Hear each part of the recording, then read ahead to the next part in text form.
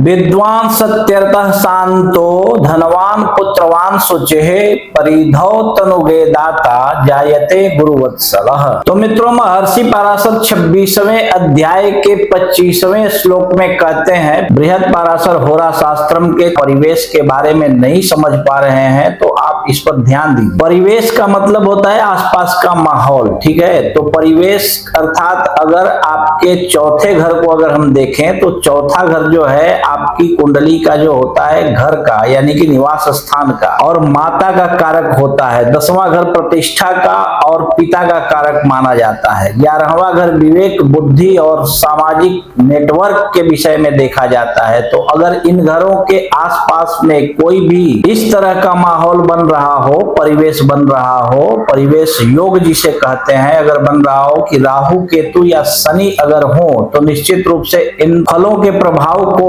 प्रभावित करते हैं, ठीक है ना। तो इसी प्रकार महर्षि पराशर ने 12 घरों के आसपास अगर परिवेश योग बन रहा हो या न बन रहा हो तो ये बहुत अच्छा फल देता है अथवा खराब फल देता है, इस विषय में विधि पूर्वक वर्णन किया हुआ है। तो वही आज मैं अध्याय आप लोगों के सम्मुख वर्णन करने वाला हूं, आप ध्यान से इस विषय को सुनिए। तो मित्रों, महर्षि पराशर यहाँ पे कहते हैं कि अगर आपकी कुंडली का लग्नेश जो है उसकी परिधि में, यानी कि उसके परिवेश अच्छे बन रहे हो, माहौल अच्छे हो, वहां के आजू बाजू के, शनि राहु केतु न हो या उनकी दृष्टि भी न हो, तो ऐसा जातक विद्वान होता है, सत्य प्रिय होता है, शांत होता है एवं धनवान भी होता है, पुत्रवान भी होता है, पवित्र आचरण करने वाला, दानी एवं गुरुओं का प्रिय होता है। गुरु का अर्थ यहाँ पे आप माता पिता, शिक्षक और गुरु सबसे ले लीजिए, भगवान को भी इसमें शामिल कर लीजिए। ये सबका सम्मान करने वाला बहुत ही प्रिय होता है, ठीक है ना। तो इसी प्रकार आप भी अपनी कुंडली देखिए और अपने बारे में स्वयं समझ लीजिए। और यदि इसके बाद भी आपको आपकी कुंडली समझ में न आवे तो आप अपनी कुंडली किसी कुशल श्रेष्ठ अनुभवी विद्वान ज्योतिषी को दिखाइए। और कोई श्रेष्ठ विद्वान यदि आपको आपके आजू बाजू में न मिले तो आप अपनी कुंडली हमें दिखा सकते हैं। आप देश विदेश कहीं भी रहते हो,